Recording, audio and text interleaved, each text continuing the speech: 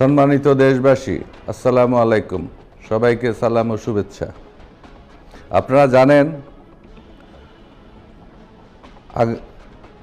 আগামী 2026 সালে ত্রয়োদশ জাতীয় সংসদ নির্বাচন অনুষ্ঠিত হতে যাচ্ছে।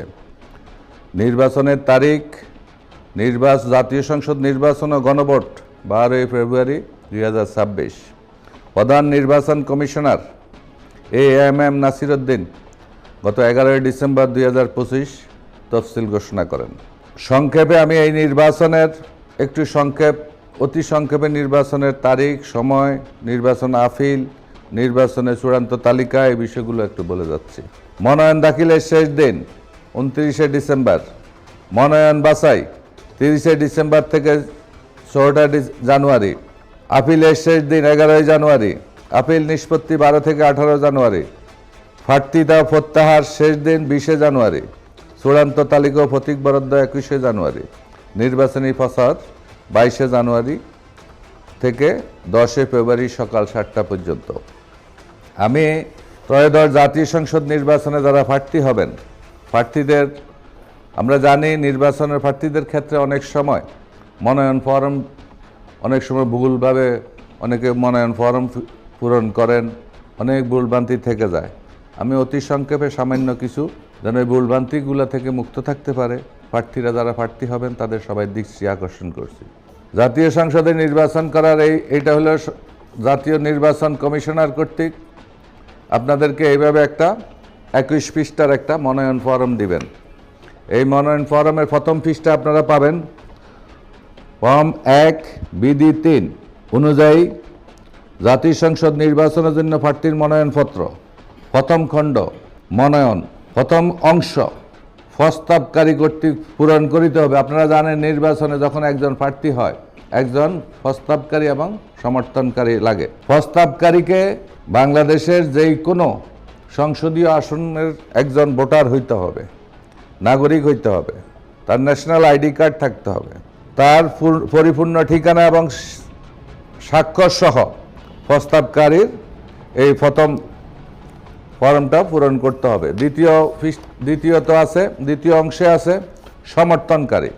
সমর্থনকারীকেও বাংলাদেশের যে কোনো অঞ্চলের ভোটার হইতে হবে, বৈধ নাগরিক হইতে হবে, ন্যাশনাল আইডি কার্ড থাকতে হবে এবং আদালত কর্তৃক কোনো মানসিক বিকারগ্রস্ত না হয়ে থাকেন তিনি প্রস্তাবকারী হিসাবে, সমর্থনকারী হিসাবে নির্বাচনে একজন প্রার্থীকে, যে কোনো প্রার্থী, দলীয় প্রার্থী, অদলীয় প্রার্থী, স্বতন্ত্র প্রার্থী, যে কোনো লোককে তিনি সমর্থন করতে পারেন। তবে এখানে সবচেয়ে গুরুত্বপূর্ণ বিষয় হলো একজন সমর্থনকারী বা প্রস্তাবকারী অন্য কাউকে বাংলাদেশের ত্রয়োদশ জাতীয় সংসদ নির্বাচনে অংশগ্রহণকারী কারো প্রস্তাবকারী বা সমর্থনকারী হতে পারবেন না, তাহলে তার মনোনয়নপত্র বাতিল বলে গণ্য হবে।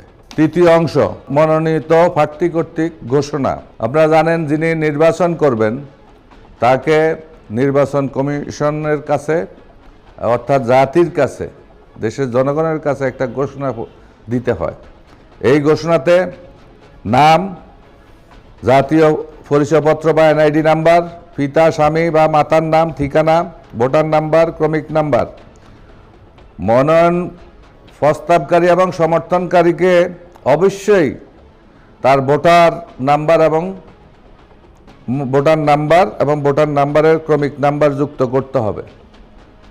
এটা মনে রাখতে হবে। যিনি প্রার্থী হবেন মনোনীত প্রার্থী কর্তৃক তাকেও একই জিনিসগুলো লাগবে। ভোটার এলাকার নাম সুনির্দিষ্ট করে বাংলায় সুন্দর করে লিখতে হবে। ঠিকানা, পরিপূর্ণ ঠিকানা। তারপরে এখানে থাকবে ওনার বাকি যা যা আছে। এত দ্বারা ঘোষণা করিতেছি যে উপরোক্ত মনোনয়নে সম্মতি প্রদান করিয়াছি গণপ্রজাতন্ত্রী বাংলাদেশ সরকারের সংবিধান অনুচ্ছেদ 66(1) অনুযায়ী সংসদ সদস্য হিসাবে নির্বাচিত হবার যোগ্য। এই প্রার্থী নিজেই এটা ঘোষণা দিবেন, মনোনীত প্রার্থী তিনি যোগ্য। তারপরে গণপ্রজাতন্ত্রী বাংলাদেশের সংবিধান অনুচ্ছেদ 66(2) গণপ্রতিনিধিত্ব আদেশ 1972 অনুচ্ছেদ 12 অনুযায়ী সদস্যরূপে নির্বাচিত হইবার বা থাকিবার জন্য অযোগ্য নই। এইগুলা ওনাকে ঘোষণাপত্রে দিতে হবে। আমি মনোনয়নপত্রের সহিত নির্ধারিত ফরমে হলফনামা যুক্ত করিলাম। হলফনামাতে কি থাকবে? আমার নির্বাচনী ব্যয় নির্বাহ করার জন্য অর্থপ্রাপ্তির সম্ভাব্য উৎস ফর্ম 20 এর সঙ্গে যুক্ত করিলাম। তিনি যে নির্বাচন করবেন তার অর্থের উৎস কি, এই উৎসগুলোকে বর্ণনা করতে হবে।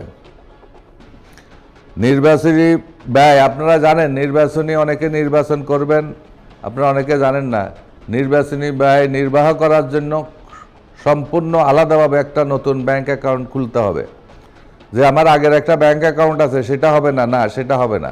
আপনাকে এবারে নির্বাচনী ব্যয় বহন করার জন্য আপনাকে একটা ব্যাংক অ্যাকাউন্ট করতে হবে। আপনি নির্বাচনী বাবদ যত টাকা খরচ করবেন ঠিক ওই অ্যাকাউন্ট থেকে খরচ করবেন আপনি অথবা আপনার মনোনীত প্রতিনিধি। আপনারা জানেন একজন প্রার্থী ইচ্ছা করলে তার একজন প্রধান নির্বাচন প্রতিনিধি নিযুক্ত করতে পারেন।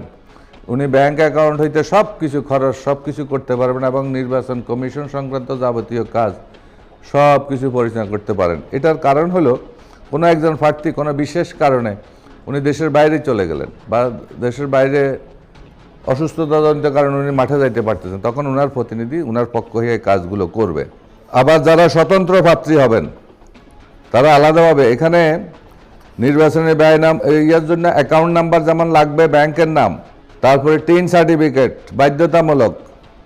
যদিও আমরা কিছু কিছু ব্যক্তি বা প্রতিষ্ঠানের পক্ষ থেকে আমি বিশেষ করে আমি প্রস্তাব করছিলাম যে একজন সাধারণ শ্রমজীবী মানুষ, কৃষক, শ্রমিক, তার আয় খুবই কম, তিনি টিন বা আয়কর রিটার্ন দাখিলের মতো যোগ্য ব্যক্তি নন, তারপরও তার জন্য কেন টিন সার্টিফিকেট বাধ্যতামূলক? নির্বাচন কমিশন কিন্তু এই জিনিসটা বহাল রেখেছেন।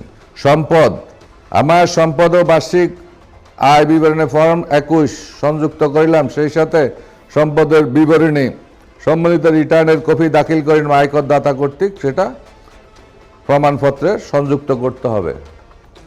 সম্পদ বিবরণী দাখিল করতে হবে আলাদাভাবে। এবং কি আপনার টেলিভিশন কয়টা, আপনার ওয়াইফের গয়না কয়টা আছে, আপনার মোবাইলটা এটার সাথে যুক্ত করা হয় নাই, অনেকে দামি মোবাইলও থাকে, আপনার কম্পিউটার আছে কিনা, আপনার ল্যাপটপ আছে কিনা, আপনার ফার্নিচার কয়টা, আপনার সোফা কয়টা, আপনার ডাইনিং টেবিল কয়টা, ফ্রিজ কয়টা, অর্থাৎ আপনাকে আপনার সম্পদ, জমি কতটুকু, ফ্ল্যাট কয়টা, আপনাকে সব কিছু বর্ণনা করতে হবে।